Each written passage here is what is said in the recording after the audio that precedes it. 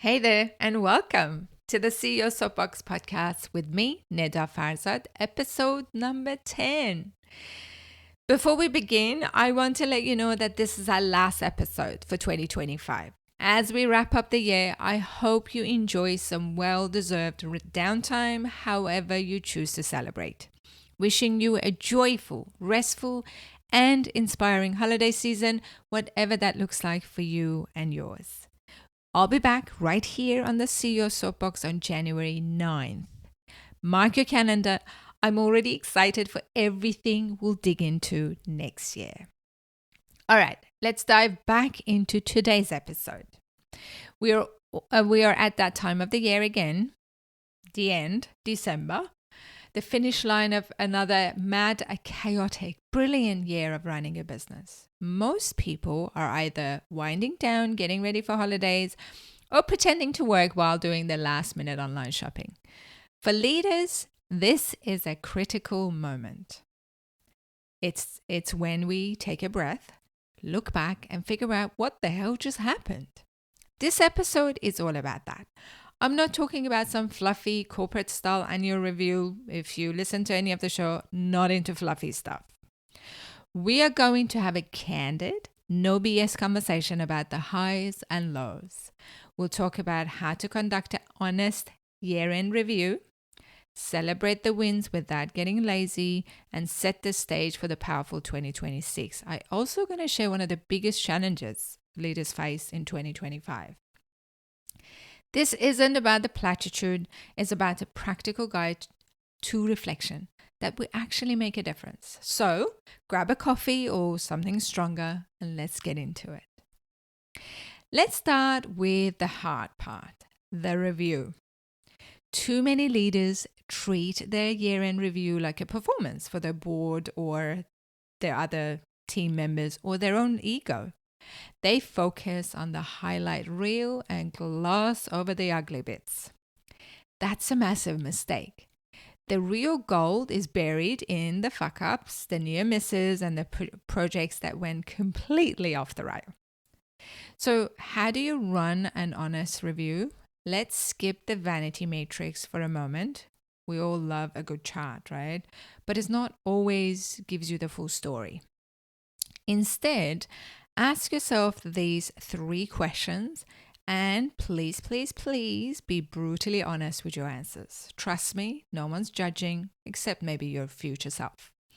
First up, let's take a good hard look at what we plan to do this year versus what actually happened. Get specific here. Don't just say, we wanted to grow revenue. By how much? Did you hit that magic number? If you missed it, what was the deal? Was your target a little too ambitious? Did the plan go sideways? Or did the market decide to throw a curveball? Second, where did we waste the most time, money, and energy? Let's be honest, was it that marketing campaign that felt genius in the meeting but brought in 0 results? Trust me, it will happen. Or maybe it was that one team member who drained everyone's energy. You know which one I'm talking about. Or, dare I say it, was it you getting sidetracked by shiny new ideas instead of doubling down on what really mattered? This is where the good stuff happens. Real lessons are hiding in these moments. Sure, it stings a little, but figuring out where things went off the rail is how you get sharper, smarter, and ready for the next round. And finally, number 3, what surprised us? What win came out of nowhere and made us feel like geniuses, even if it was just luck? And what curveball nearly knocked us flat? Business, is never a straight road. It's more like a roller coaster with unexpected twists. But here's the thing. Those surprises often teach you more about your market, your team's resilience than any carefully crafted plan ever could. So embrace the surprises. They are where the real growth happens and usually where the best stories come from. This process should feel a little uncomfortable. If it doesn't, you're not digging deep enough.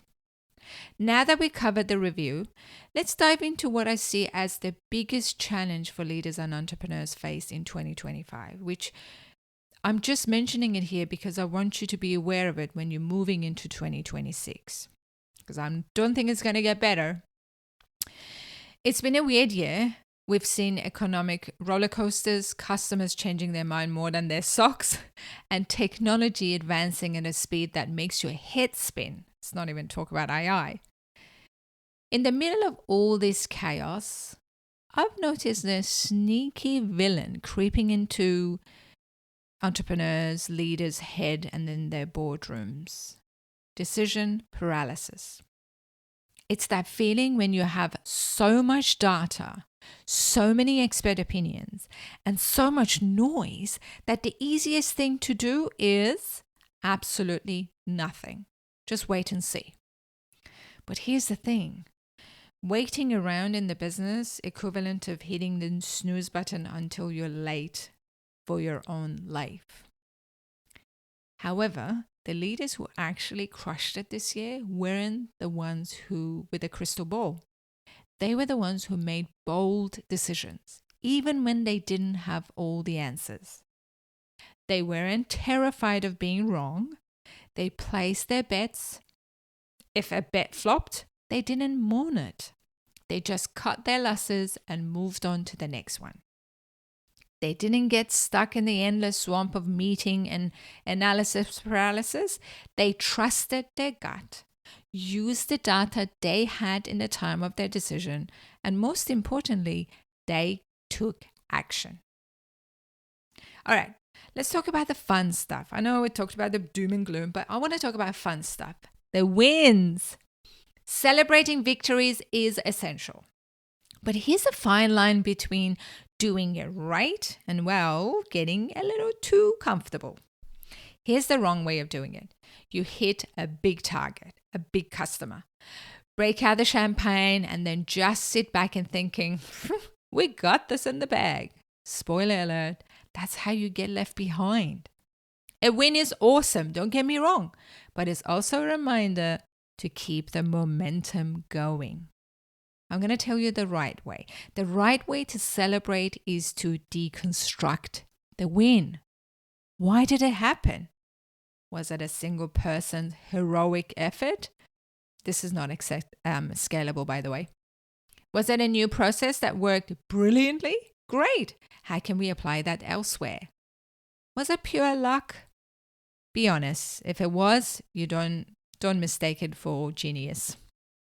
Celebrating isn't just about the party or bonuses. I know some of you might think, but it's about reinforcing the behavior and systems that lead to success.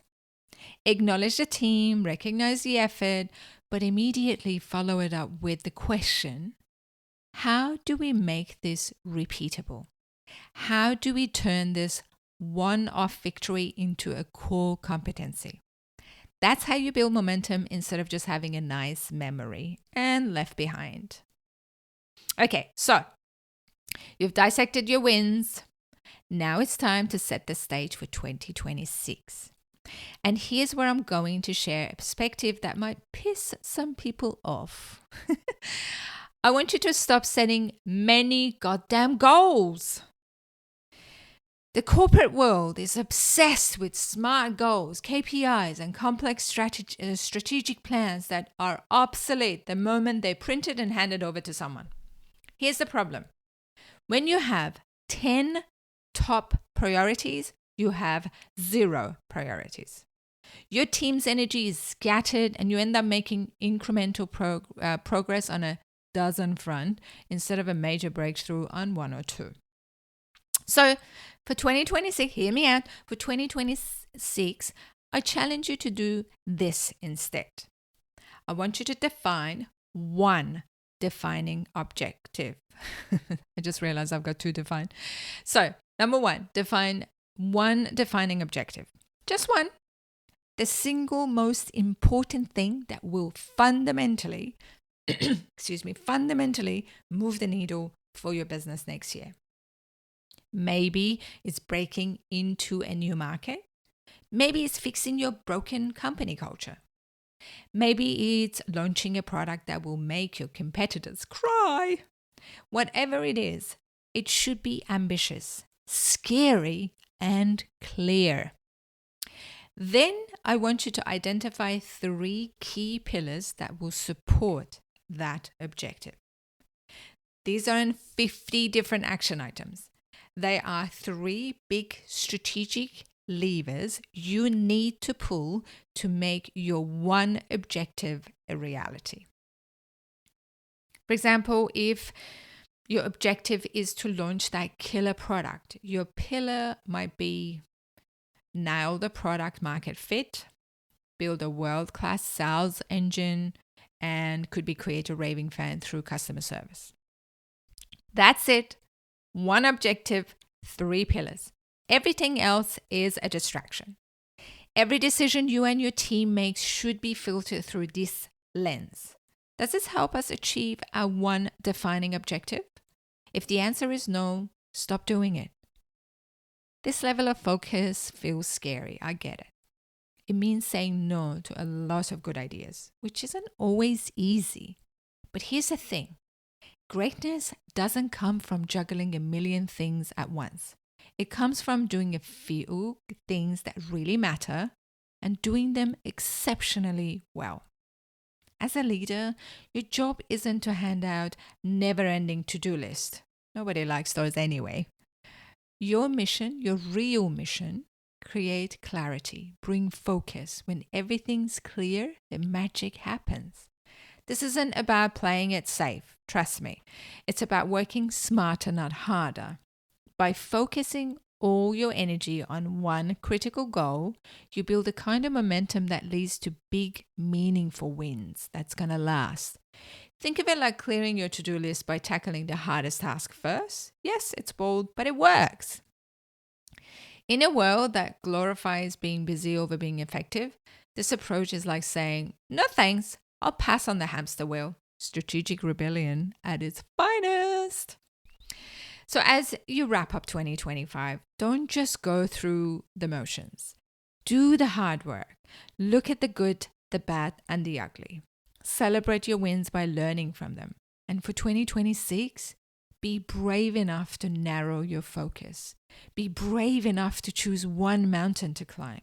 And then pour every ounce of your energy into reaching that summit. Thanks for hopping on the soapbox with me today. Always great to have you with me. If anything I said sparkled a light bulb moment or even just, interesting, feel free to hit subscribe or share this with someone who will love it too. Want to keep the chat going, or maybe you've got some counterpoints you're itching to throw my way? Hey, I'm all for friendly debate. Either way, let's connect. Here's where you can find me. LinkedIn, just search for Neda Farzad. That's Neda Farzad. I know you were wondering. Instagram and Facebook, look me up under Neda Farzad Official. Wishing you a fantastic holiday season. Until next year, stay curious, stay safe, and stay kind. Talk to you next year.